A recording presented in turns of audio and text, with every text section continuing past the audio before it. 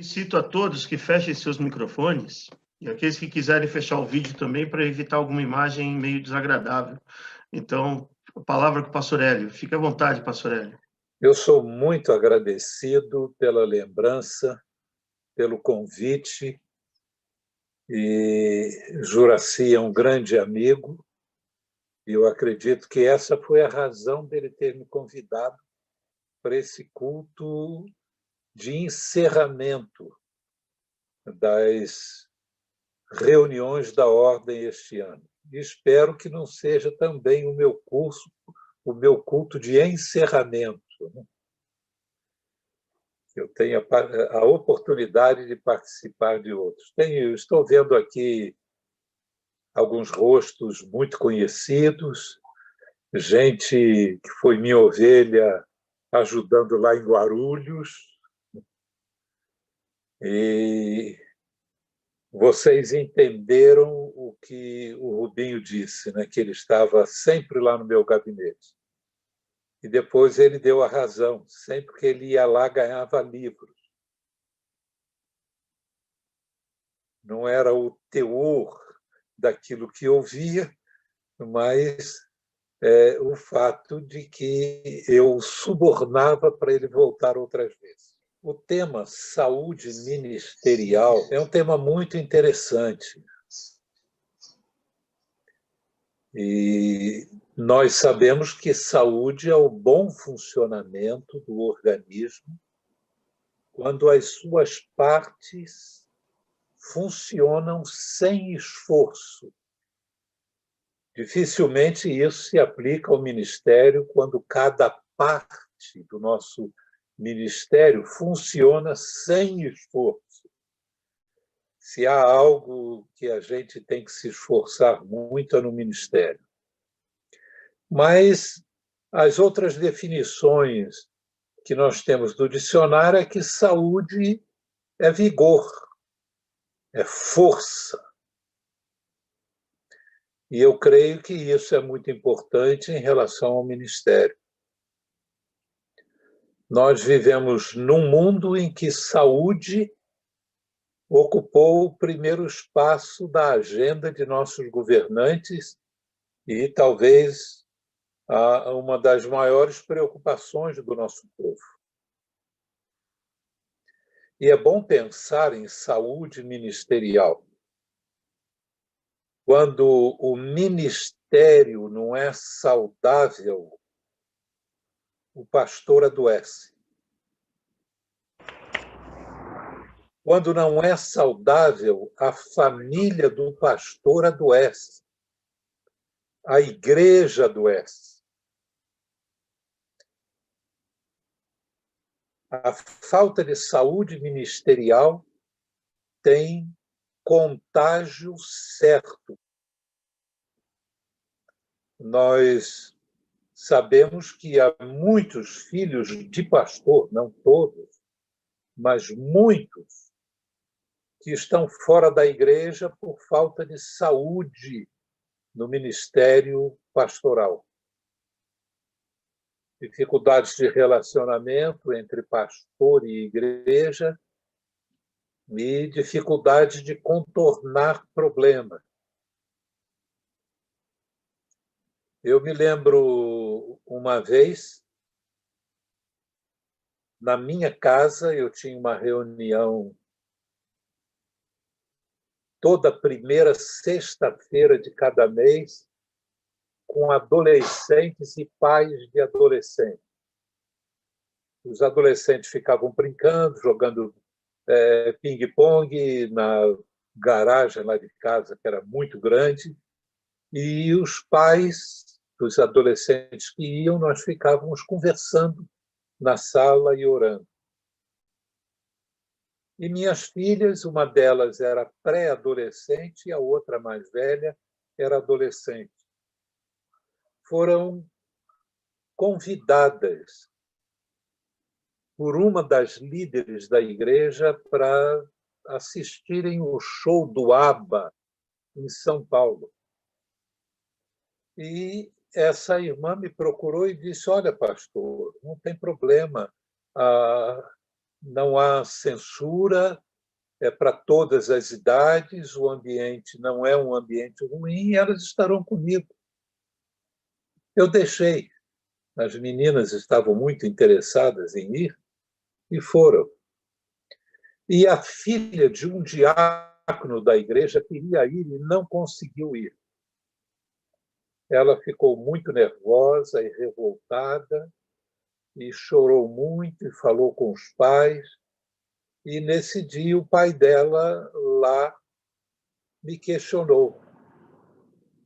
Ele não queria que a filha fosse e fica sabendo que as filhas do pastor foram. Como é que ele podia ordenar bem a filha dele com esse mau exemplo na família pastoral? Eu fiquei muito entristecido com aquilo. Ainda mais que uma das minhas filhas tinha me dito que o pai tentou comprar ingresso para a filha e não conseguiu porque tinha acabado. E ele chega lá e veste aquelas vestes de puritano, de que não queria sua filha num espetáculo mundano, segundo ele, e o pastor foi tolerante com isso. Foi a última reunião que eu tive na minha casa. Eu disse, reuniões com os pais agora só na igreja. Eu não vou chamar ninguém aqui na minha casa para vir questionar a maneira conforme eu estou cuidando dos meus filhos. E quando fui para me despedir e orar com as meninas no quarto delas, eu fazia isso a cada noite, elas estavam chorando. Eu perguntei por quê e elas me disseram que sabiam o que tinha acontecido na sala. De vez em quando ia uma menina, ouvia uma coisa, mal ela saía, entrava outra, passava por ali, e uma delas disse o que era a tal menina, filha do tal diácono. E elas disseram, papai, como é que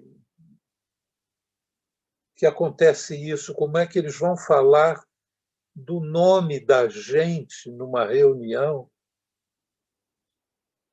sem nos ouvir, sem ouvir o Senhor? E estavam muito injuriadas. Elas me disseram, todo mundo diz que é difícil ser filho de pastor. Nós não sabíamos que era tão difícil. Então eu disse para elas que a vida é um caminho que tem uma margem luminosa e uma margem sombria. Tudo na vida tem o seu lado sombrio e o seu lado luminoso. Ser filhos de pastor tem o lado luminoso, que é muita gente da igreja orando pela família do pastor. Receberam um convite, aquela irmã pagou a entrada delas, pagou o lanche depois, e elas podiam acreditar isso em grande parte ao fato de serem filhas do pastor. E tinha um lado sombrio, que era o que tinha acontecido naquela noite. Mas que na vida a gente escolhe qual lado que a gente vai trilhar. Elas podiam trilhar o lado sombrio e ficarem amarguradas e alimentarem essa amargura, se deixarem dominar por essa amargura ou esquecerem esse lado amargo e desfrutar das alegrias do lado luminoso da vida de filho de pastor. Graças a Deus, todos eles estão firmes na igreja, todos eles são ativos, todos eles realizam culto doméstico com os meus netos, todos eles estão insistentemente falando de Jesus com os meus netos, e eles não tiveram problema de revolta por causa de gente da igreja. Mas, às vezes, esse tipo de situação, quando nós tomamos o lado dos nossos filhos, o lado da nossa esposa, e embarcamos na amargura que eles estão sentindo, em vez de sermos um ponto de ponderação, um ponto de ajuda, nós acabamos trazendo enfermidade para a nossa casa, deixando que ela cresça no coração dos nossos filhos. E pastores que têm alguma dificuldade de compartilhar liderança com outras pessoas na igreja, que têm muita dificuldade de ouvir crítica, que não têm saúde suficiente para encarar uma reunião e ouvir críticas. Uma vez, minha esposa veio falar comigo que soube que um determinado diácono da igreja estava me criticando. Ela disse: eu não queria falar isso para você. Nós estávamos indo a pé da nossa casa para a igreja da Penha, uns 300 metros de distância. Eu disse para ela: meu anjo, eu estou casado com você há tantos anos, você não me entende direito? Você acha que eu espero que os diáconos me entendam? De vez em quando vai ter um que não me entende direito, vai dizer alguma coisa que eu não estou pensando e vai achar que eu tenho uma intenção que eu não tenho, mas vamos em frente. O que interessa é a nossa consciência diante de Deus. Ficar livre de crítica é uma utopia para qualquer pastor. Mas se o pastor tem uma personalidade muito fragilizada, ele vai ter dificuldade com as críticas. E é preciso, então, a gente observar as feridas que nós sofremos, em que parte elas ocorrem, até que ponto nós somos responsáveis por essas dores que nós sofremos. E quando percebemos que elas são constantes numa determinada área, a melhor coisa que nós fazemos é pegar uma pessoa estável na liderança, madura, e pedirmos a ela que nos ajude. É começarmos a treinar aquilo que nos causa dor. Se é crítica, por exemplo, evitar apresentar algum plano como seu do pastor, mas como dos líderes da igreja. E não apresentar aquilo como alguma coisa já feita e permitir, estimular até a crítica. Eu, lá na Penha, durante um bom tempo, eu escalava um para criticar. Foi início do meu ministério, eu tinha vozes críticas muito sérias, então eu escalava um para criticar. E eu pedia que ele não visse nada de bom que estivesse acontecendo na reunião, mas tivesse suas antenas ligadas para aquilo, para as propostas que fossem feitas, para apenas ver o que tinham de negativo, de errado.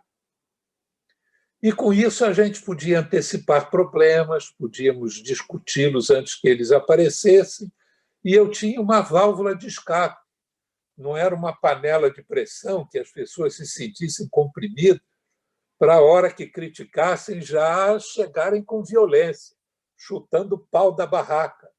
E aquilo começou a trazer paz nas reuniões. Aqueles que pensavam em me ferir com as críticas, quando observaram que elas eram bem-vindas, eles tiveram que mudar de estratégia. Aquilo já não resolvia mais. E, então, nós precisamos olhar quais são os pontos em que nós estamos sendo feridos e onde a nossa armadura pode ser reparada para a gente não sofrer tanto. Mas há situações no ministério que o pastor vai ficar sozinho e vai sofrer mesmo. Há momentos em que o povo de Deus não vai querer saber da verdade. Paulo escreve a Timóteo e diz isso. Nos últimos tempos, ele diz, sobrevirão tempos terríveis, terríveis. E vai dizer que esses tempos terríveis serão uma ameaça para a família. Pais, filhos desobedientes aos pais sem afeto natural, quer dizer, eles não têm afeto nem pelos membros da família. Famílias divididas, famílias disfuncionais, famílias em guerra. Isso está no capítulo 3 de 2 Timóteo, é uma relação terrível que Paulo vai dizendo a Timóteo o que vai acontecer. Nós estamos vivendo dias parecidos com esses que o apóstolo Paulo menciona. Nós estamos vivendo uma pandemia no mundo. E não é uma pandemia com o coronavírus. É uma pandemia pior ainda. É uma pandemia de doença moral, espiritual, que está avassalando a nossa sociedade. As pessoas agora, elas não escondem os seus pecados. Elas, às vezes, fazem questão de proclamá-los de alto e bom som. Quem é virtuoso tem que se esconder, muitas vezes, nas conversas, nas universidades. Quem tem uma opinião divergente tem que ficar calado, porque nós sabemos que o que existe é um monólogo nesses ambientes chamados intelectuais. E nós vemos isso massacrando a nossa juventude.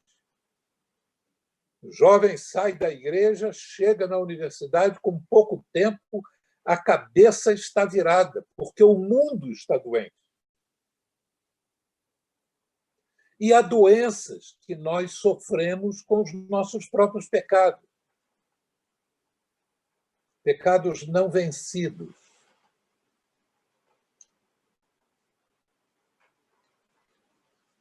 Pode ser pecado na era sexual. Nunca foi tão fácil consultar sites pornográficos. Eu me lembro, quando eu era garota, a primeira revista que eu vi com uma mulher despida, que era fotografia de mulheres rindo numa praia na Suécia. Hoje, aquilo, para nossa garotada, seria uma foto até que transmitiria uma certa candura, uma certa pureza. Tão contaminados já estão com pornografia, e pornografia pesada. Hoje nós vemos certas situações entrando nas nossas igrejas. Pastores cada vez mais lenientes com determinados pecados. A homossexualidade está entrando nas igrejas. Eu não estou falando do homossexual. O homossexual tem que ter as portas abertas e escancaradas para eles nas nossas igrejas. Mas a homossexualidade é uma outra história. Quando a gente começa a ver pessoas dizendo eu tenho um amigo crente homossexual, mas ele me disse que ele é uma mulher no corpo de um homem e que ele não gosta de ser o que ele é, mas ele não consegue mudar. Ele fica triste com as propensões homossexuais que ele sente. E quando eu ouvi a pessoa dizer isso, nós estávamos numa reunião com 5 obreiros, eu disse, mas isso daqui a pouco você vai ouvir com os pedófilos, que vão dizer, eu não gosto de ser a pessoa que eu sou, mas eu sou assim, eu gostaria de mudar, eu gostaria de ser diferente, mas eu não consigo. E aí a igreja tem que ser leniente também com pedófilo. E aí ele disse, não, com pedofilia nunca. Eu disse, com homossexualismo se dizia nunca há 30 anos atrás. Hoje, o tom é diferente. Então, nós vemos as pessoas enfermas e o ministério, muitas vezes, padecendo também de enfermidade. Agora, eu gostaria de ler o texto que eu escolhi para considerações muito rápidas e para vocês fazerem essas considerações e as expandirem para o seu próprio ministério, para o ensino de vocês. 2 Timóteo, capítulo 4. Quem tem Bíblia pode abrir agora.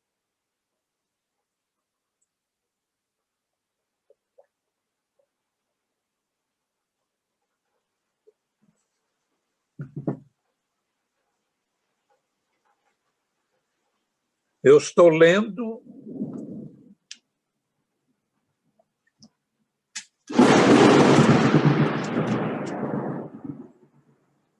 o meu texto é da NVI.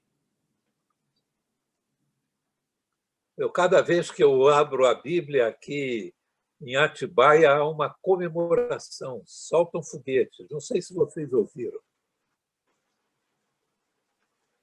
Mas 2 Timóteo, capítulo 4. Na presença de Deus e de Cristo Jesus, que há de julgar os vivos e os mortos por sua manifestação e por seu reino, ou seja, na sua segunda vinda, eu o exorto solenemente. Pregue a palavra. Esteja preparado a tempo e fora de tempo. Repreenda, corrija, exorte com toda paciência e doutrina. Pois virá o tempo em que não suportarão a sã doutrina. Estão me ouvindo? Sim. Estão me ouvindo? Então continuo. Pois virá o tempo em que não suportarão a sã doutrina, ao contrário, sentindo coceira nos ouvidos, juntarão mestres para si mesmos, segundo os seus próprios desejos. É a tal da situação em que a teologia se subordina à ética. Primeiro, a exegese se subordina à política. Isso tem acontecido ao longo da história. Teologia da libertação foi um exemplo disso. E outras teologias que surgem por causa do viés político de quem está pregando. E eles juntarão mestres para si mesmos segundo os seus próprios desejos. Eles se recusarão a dar ouvidos à verdade, voltando-se para mim. Você, porém, seja moderado em tudo. A expressão aqui é uma expressão comum no mundo romano. É sóbrio em outras versões. Sóbrio, ébrio e equilíbrio são palavras cognatas, ou seja, parentes. Equilíbrio é equos, brio. Brio era uma medida de capacidade romana. Ébrio é ex-brio, fora da medida. Bebeu além da conta, ficou ébrio. E sóbrio vem de subbrio, abaixo da medida. Pastor deve estar abaixo da medida. Não deve chegar ao limite de si mesmo. Antes de chegar a esse limite, ele tem que acenar seus mecanismos espirituais de defesa.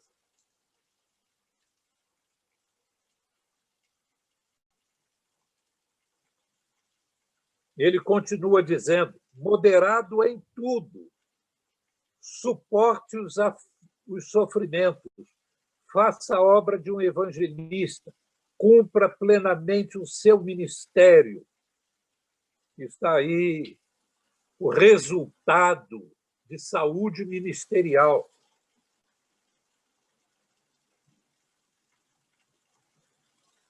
Eu já estou sendo derramado como uma oferta de bebida. O vinho que era jogado no pé do altar. Está próximo o tempo da minha partida. Combati o bom combate, terminei a corrida, guardei a fé, agora me está reservada a coroa da justiça, que o Senhor justo juiz me dará naquele dia, e não somente a mim, mas também a todos os que amam a sua vida. Saúde no ministério, ela é uma necessidade porque nós vivemos num mundo doente, porque somos pessoas que temos doenças, temos famílias com membros sujeitos a doenças, e nós precisamos buscar saúde no nosso ministério. Esse é o pano de fundo, e vivemos num mundo doente. Mas o que é esta saúde no ministério? Em primeiro lugar, é um ministério que tem consciência de sua origem. Na presença de Deus e de Cristo Jesus, e a julgar os vivos e os mortos por sua manifestação e por seu reino, eu o exorto solenemente. Jesus há de julgar cada um de nós. Nosso ministério será julgado por ele. Ele tem essa autoridade de julgar porque é ele que nos deu o ministério. O pastor é ele. O ministério é dele. Nós somos auxiliares dele. E o ministério deixa de ser saudável quando nós deixamos de entender que o ministério não é nosso, é de Cristo. Ter em vista o reino de Deus acima da nossa paróquia é um teste difícil da gente, às vezes, passar por ele. Eu fui pastor na Zona Leste durante 29 anos. Preguei em igrejas da Zona Leste até dizer chega, em encontros da associação, mas nunca, em nenhum momento sequer, eu usei da oportunidade para fazer propaganda do meu ministério, para dizer como a Penha era maravilhosa, para dizer que na Penha, por exemplo, nós tínhamos 80 pessoas trabalhando com 120 crianças a cada domingo, que tínhamos um ministério infantil de ponta, e fazer essa propaganda para aqueles que estavam me ouvindo em igrejas menores, estarem pensando, poxa, é para uma igreja dessa que eu quero criar meus filhos. E aí uma igreja que está lá em Itaquera, quem é que vai se habilitar a ir até a Penha? Quem tem carro. E no início do meu ministério eram os membros da igreja que tinham mais condições financeiras, e fazer propaganda do ministro de adolescentes e do empenho que a igreja tinha, do que ela despendia para o trabalho com adolescentes, de chegar agora numa reunião, não estou falando aos crentes, mas aos pastores, e dizer que na campanha de missões mundiais nós levantamos mais de R$280 mil, e agora para missões estaduais encerrou ontem a campanha com mais de R$260 mil para aqueles que têm interesse na obra missionária, dizer: eu quero ir para uma igreja assim, que respira missões. Nunca. Eu sempre tomei o cuidado de não prejudicar os meus colegas no ministério, por entender que o reino de Deus era maior do que a minha paróquia. E que de nada adianta crescer a nossa paróquia com membros de outras igrejas. Primeiro, ajudar na demolição da casa do nosso vizinho e aí fazer um puxadinho na nossa casa com os escombros da casa do vizinho. Eu sempre olhei esse tipo de coisa de maneira assim, com o coração muito doído, quando eu percebia obreiros agindo dessa maneira. Se você quer louvar a Deus pelas bênçãos no seu ministério, faça isso na sua igreja, faça isso entre os pastores, mas não faça jamais entre as ovelhas de outro pastor.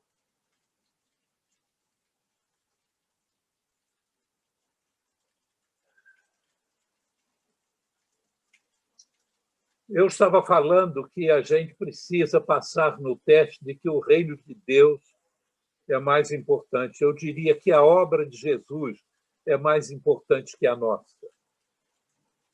Vocês estão lembrados quando Jesus mandou os 70.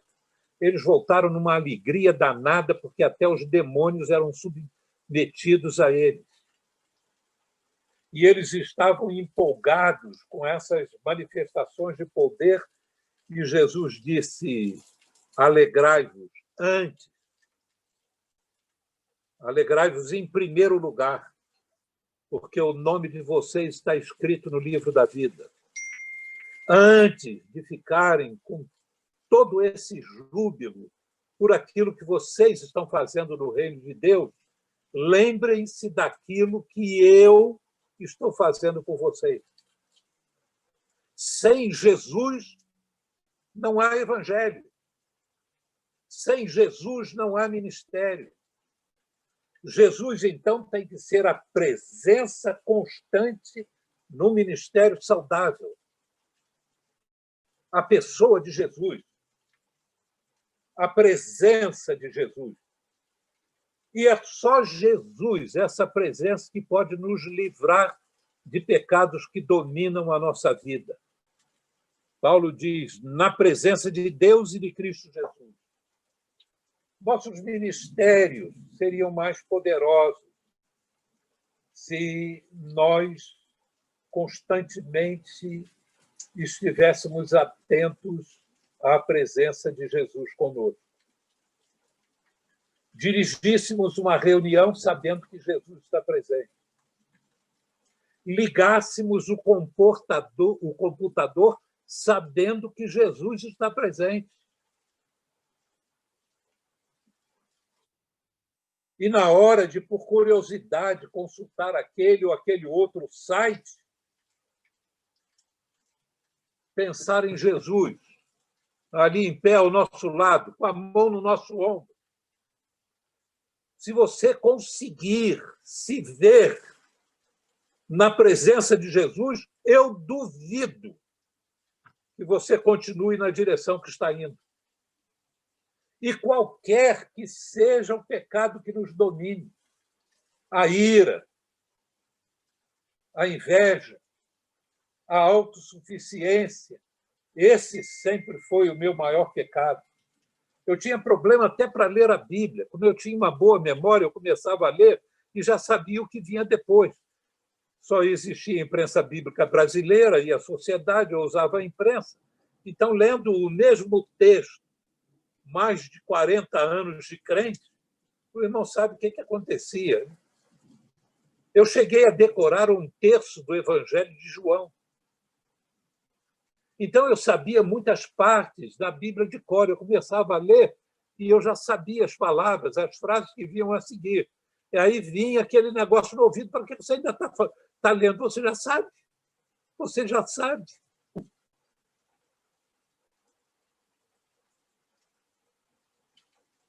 Mas quando nós entendemos que o nosso ministério está vinculado à palavra de Deus, pregue a palavra, nós vamos perceber que nunca sabemos o suficiente desta palavra. Esteja preparado a tempo e fora de tempo. E Paulo vai dizer que é esta palavra, vai dizer a Timóteo, que prepara o obreiro, capacita o obreiro para toda boa obra. Um grande pastor uma vez me disse, Hélio, os maiores ministérios não serão de pastores, pastores que visitam ovelhas, pastores que passam uma parte do dia orando pelas suas ovelhas. Serão pastores líderes que têm um projeto para seus rebanhos. As pessoas hoje não querem assumir compromissos de longa duração, elas gostam de projetos. Tem a hora de começar e a hora de terminar. Não pode apelar para o seu rebanho, para que eles cooperem para projetos de longa duração, sempre de pequena duração. E os pastores que forem bons gestores serão os pastores das grandes igrejas. Em parte, ele acertou, porque ainda há bons pastores em grandes igrejas.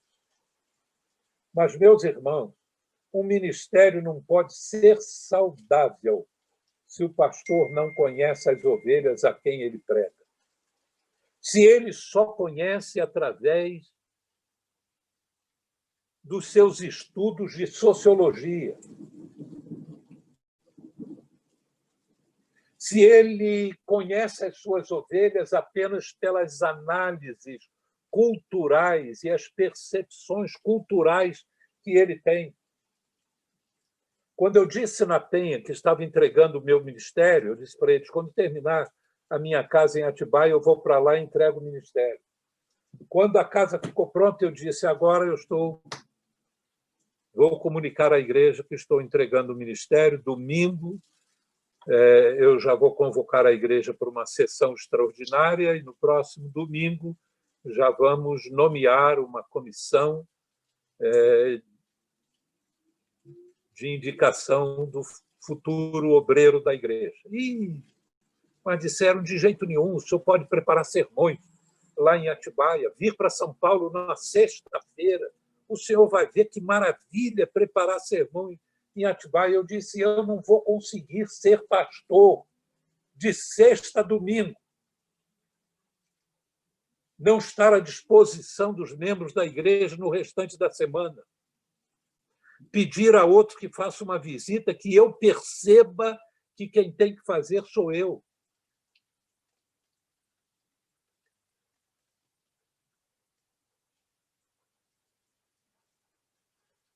Hoje, então, há muitos pastores gestores e vão diminuindo os pastores.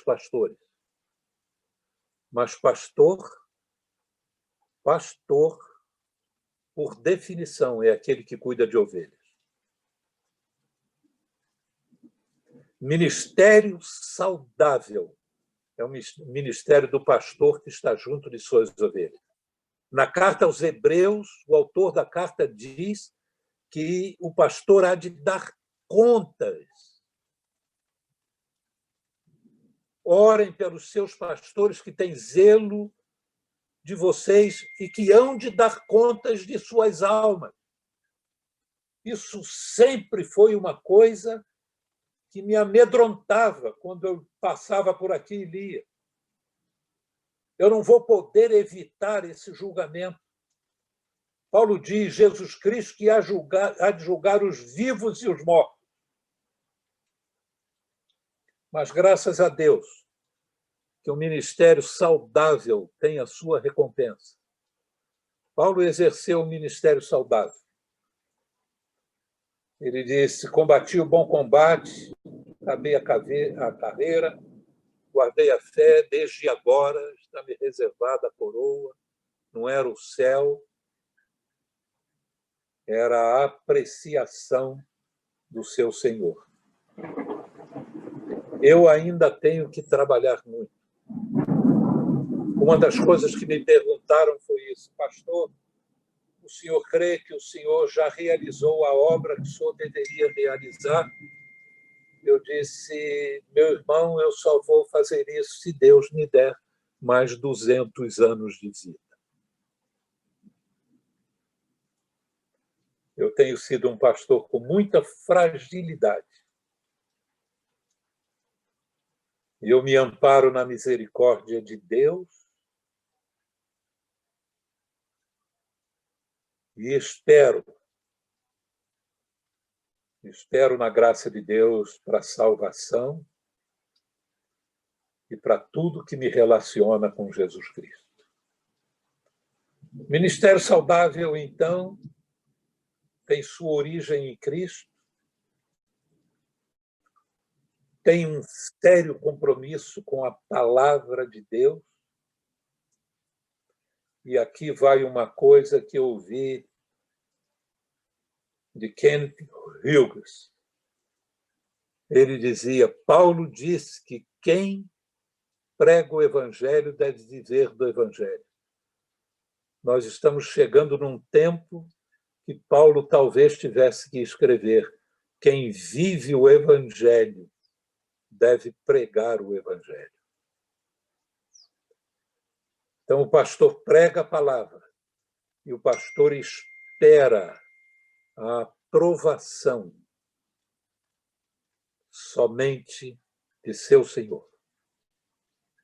Que Deus nos abençoe a mim também, que nesse tempo que me resta, eu ainda possa correr atrás de alguma coisa. E obrigado pela oportunidade de compartilhar com vocês algumas das coisas que foram minhas preocupações durante a minha vida de pastorado efetivo.